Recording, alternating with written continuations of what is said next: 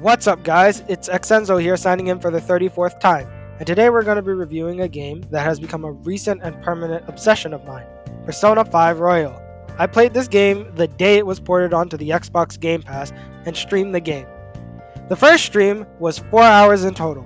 That's right, the Persona 5 streams were all usually over an hour with 40 parts in total. And you know what? I enjoyed every second of that.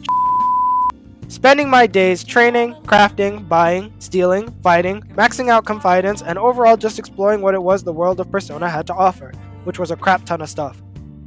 Then, after 109 hours of playing the game, I beat it. I, Xenzo, finally beat the game on December 23rd, 2022. So obviously, I have a huge passion for this game. Why is that? Well, before I talk about that, let's talk about the actual story of this game. Persona 5 is about a 15-year-old boy named... Okay, for now we're just gonna call him Joker since he can be any name the player wants him to be and have any personality the player wants him to have. And plus that's his codename in the canon and you can't do... Anyway. Joker was recently sent to Tokyo because of an accident where a man tried to force himself on a woman. Joker tries to stop this act of injustice but accidentally shoves him onto the ground. Because of this, the man calls the police, gets Joker arrested, and pretty much ruins his entire life. The court allows him to go on parole for half a year in Tokyo, so he's taken in by a man named Sojiro Sakura, the owner of a cafe named LeBlanc. After getting settled in his new room, which I came to adore over the months, he attends school at a place called Shujin Academy. On his way there with a former track star Ryuji Sakamoto, he accidentally transports him and Ryuji to a castle where Joker unlocks his stand! I meant Persona. And escapes the castle with Ryuji, with the help of an anthropomorphic cat with a giant sword. After escaping, Joker learns that the place they transported to was called a palace, a world created by the distorted desires of one person. The distorted desires take form and make certain places look a certain way depending on who the person is. For example, the castle was actually how the palace leader Kamoshida saw Shujin. He thought of Shujin as his own castle, where he was the king and he could do whatever he wanted. Starting to get the picture? Palaces only have one weakness, and that weakness is to steal the palace's treasure. Think of the treasures as the groundwork for the palaces. When you take away the treasure, the palace gets destroyed, thus destroying this distorted reality of whoever's palace it was. When a treasure gets stolen from someone, they begin to regret everything they had done and publicly apologize to everyone that they might have hurt. This becomes known as a change of heart. With all this information, Joker decides to hop from palace to palace, stealing their treasures, and gaining new allies like Ryuji, Morgana, An, Yusuke, Makoto, Futaba, and Haru, who all help him steal the treasures from these palaces and call themselves the Phantom Thieves of Hearts. While also unbeknownst to the rest of the group, Joker tries to prevent ruin, a thing that is supposed to spell the end of the world. So, this game took me 100 hours to beat, and even still I haven't even completed the game. Saying this, I still wanted to make this video and talk about my second favorite part of the game, the story. Persona 5's story isn't actually amazing. It's pretty standard. Just a couple of teenagers who want to change the world using supernatural methods. Saying this though, while it had a more basic premise to the story, there were still some interesting questions that came up during the game. My favorite one being the Phantom Thieves' methods on how they changed people's hearts. Is it really right to force someone to be a better person rather than allowing them to grow into one? Was a repeated question that came up, and you'd actually be surprised at how many people would say no. The story wasn't anything groundbreaking or perfect, but it was very fun to carry myself through. There were so many story elements presented throughout the game that at first felt bloated and overwhelming, but as the game progressed, found themselves to be seamlessly blending together nicely. Let's compare the story in Persona 5 to Persona 4 quickly. To give us an example, Persona 4's goal is simple. Catch the person that has been pushing people into the TV world. Straightforward and easy with nothing else added to it. Now looking at Persona 5's goals, we have preventing ruin, figuring out the mental shutdowns, finding Morgana's memory, and for longtime Persona fans, why Igor's voice actor changed so drastically. While all these elements feel disconnected from one another, they all blend really well in a way that I won't spoil for anyone willing to play the game. However, with all this to figure out, the game is unfortunately a very slow burn game. In the first few minutes, it starts really strong. I assume to dangle in front of your face the gameplay you'll experience if you hold out and get past the first 2 to 4 hours of the game. But then after that, it just slows down almost immediately as Joker recounts the day he became a Phantom Thief, where all you do is walk around to your destination, as the game takes you by the hand and doesn't give you any free roam. Once you get past that though, it starts to pick up in its story and allows you to have more free roam. Once you do get free roam, there's a plethora of things that you can do. Persona 5's gameplay is divided into 2 sections. The first section is the most obvious. Persona 5's first section of gameplay is a dungeon crawler turn-based RPG, which I know isn't everyone's cup of tea, but the sheer amount of level design and variety filled within the game makes up for it amazingly. With the story mainly being about how the antagonist of a specific palace sees a certain place, it makes the setting for all the levels more versatile, making it so that they don't have to stick to one specific setting given to them.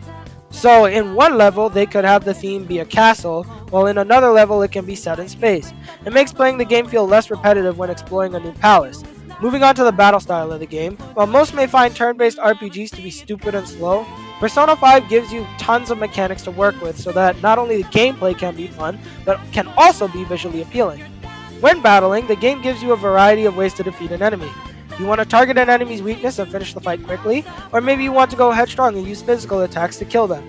What if you don't want to use either methods? Then just use your gun. This level of variety is also given to you in the boss battles, as you can either finish the enemy in a normal way by attacking the enemy until they go down, or you can send one of your party members to weaken the enemy so that you can finish the fight quickly.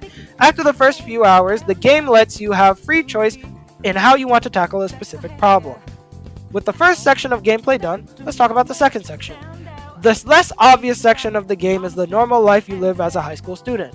When Joker and company aren't exploring mementos or stealing hearts, they live their normal lives as school kids where they pay attention in class, do tests, pass the time in areas of Tokyo, or hang out with each other and or other people. While sounding lame, the sheer amount of things you can do in the game is amazing. Much like the battles, you're always given a choice on how you want to spend your free time. Do you want to be a good student and live a normal life by yourself? What about hanging out with your friends and maybe even dating one of them?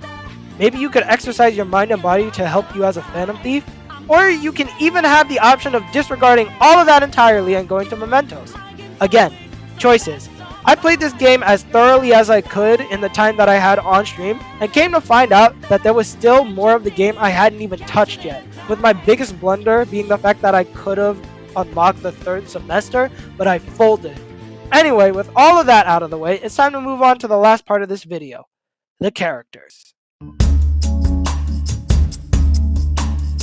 Dude, Persona 5's characters rule. So quick background, the Persona series has always been known for the amount of characters in its games, with the total number of characters in Persona 5 being 21. With this many characters, you'd think that some characters would be written better than others due to there being so many. However, if you were to think that, you'd be 100% wrong. Each character has been carefully tended to and given the same amount of treatment as the others. But these 21 characters aren't given to you all at once in the story. During your downtime as a normal student, you'll be able to hang out with other people not only to pass the time, but to also strengthen the personas you've used throughout the game. While this may sound like more of a chore at first, you'll actually come to find out that in hanging out with these characters comes a whole new story that is specifically unique to them and are completely separate from their Phantom Thief lives. Ryuji wants to be able to run again after Kamoshida broke his leg. An wants to become more serious and work hard in the world of modeling for her friend Shiho. Morgana wants to be human. Yusuke wants to create the perfect peace. Makoto wants to understand people better. Futaba wants to be able to be around people more and come out of her shell. And Haru... Okay, I wasn't able to get to Haru in the time that I had on stream, but she wants to grow vegetables. That's something. Of course, there are more characters than just the Phantom Thieves, and I could go on and on and on about all of them, but you get the idea. The writing and characters all feel very real. They all speak and move like teenagers, and not just adults speaking out of a teenager's body. Sometimes they'll text things in pieces and get interrupted by each other. They can be at each other's throats and make up just the same. It all just feels very real.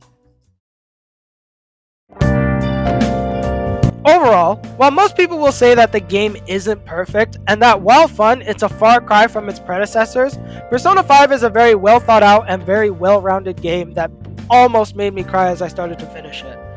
As I wrote this script, I had to do it over and over and over again, mostly because I had a lack of organization where I would first say one thing about the game, and another topic about the game would barge in and interrupt the flow of things. This is around my 5th time writing this, and every time I read over the other 4, I realized what truly made Persona 5 so great. It's the characters. Its characters are what made the game excel. How they worried for Joker in his dire times of need. How they laughed and talked when they were frustrated and mad with each other, or at themselves. It's because of them I was able to become so immersed in the world of Tokyo, and why I persisted through all the BS to complete it. It allowed me as Joker to grow and learn, make friendships, and even lose some of them. Feel powerful as my popularity began to rise, and feel pitiful when it all crumbled down. Because of all this, because of all the immersion that they had put me through in the game, the trials and tribulations as Joker, was why, when I fought the final boss of the game, I felt like I had something to protect, something I wanted to keep from dying. Throughout every story-based game I have ever played, Final Fantasy, Danganronpa, Dragon Quest, the many Dragon Ball games out there, hell, even Omori, none of them have ever come close to making me feel that immersed in their world. If Omori was a 10 out of 10 game, then this one ranks even higher than that.